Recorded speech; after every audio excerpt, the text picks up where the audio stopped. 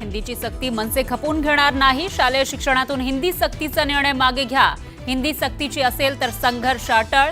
राज ठाकरेंचा सरकारला इशारा आणि मनसैनिकांकडून मुख्याध्यापकांना पत्र.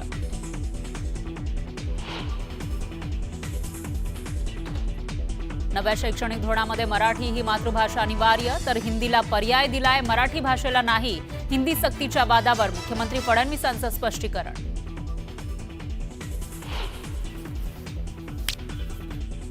कुठल्याही राज्यावर कोणतीही भाषा लादली जाणार नाही. राष्ट्रीय शिक्षण धोरणामध्ये तिसरी नंतर दुसरी भाषा शिकवावी असं म्हटलंय. पहिलीपासून शिकवा असं कुठे म्हटलंय? मुख्यमंत्र्यांच्या उत्तरानंतर राज ठाकरेंचा पुन्हा सवाल.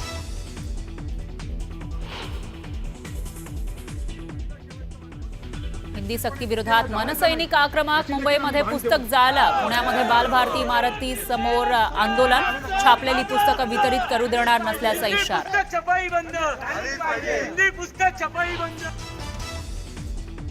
मनसेबरोबर युती करायची का? उद्धव ठाकरेंची माजी नगरसेवकांना विचारणा. तर युती केली तर फायदाच होईल. माजी नगरसेवकांची भूमिका विश्वासात घेऊनच निर्णय घेणार असल्याचं ठाकरेंचं स्पष्टीकरण.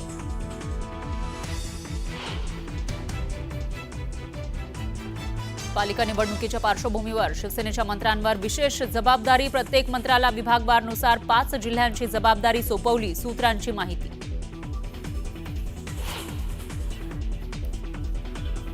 सुधाकर बडगुजर यांच्या प्रवेशावर कोणताही संभ्रम नव्हता, तर त्यांच्यावर कोणताही गुन्हा सिद्ध झालेला नाही. आता त्यांनी भाजपच्या नियमानुसार वागावं. पक्षप्रवेशावरील संभ्रमावरून फडणवीसांचं स्पष्टीकरण.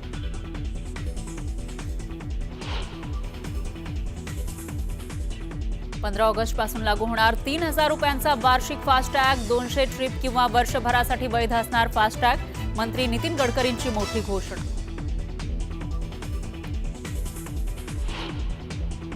परशुराम घाटातील संरक्षक भिंत खचण्याची शृंखला सुरूच. घाटाखालील 1,500 ते 2,000 लोक वस्तीला धोका.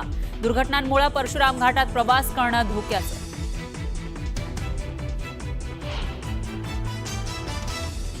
सोलापूरच्या अकलूजमधील सयाजीराजे वॉटर पार्कमध्ये भीषण दुर्घटना. हवेतूनच पाळणा तुटल्यानं भिगवणच्या व्यावसायिकाचा मृत्यू, तर 4 जण जखमी.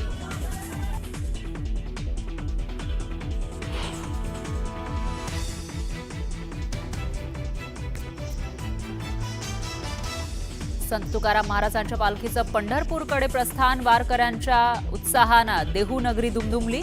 मुख्यमंत्र्यांकडूनही पादुकांचं पूजन. वारकऱ्यांसोबत फुगडी.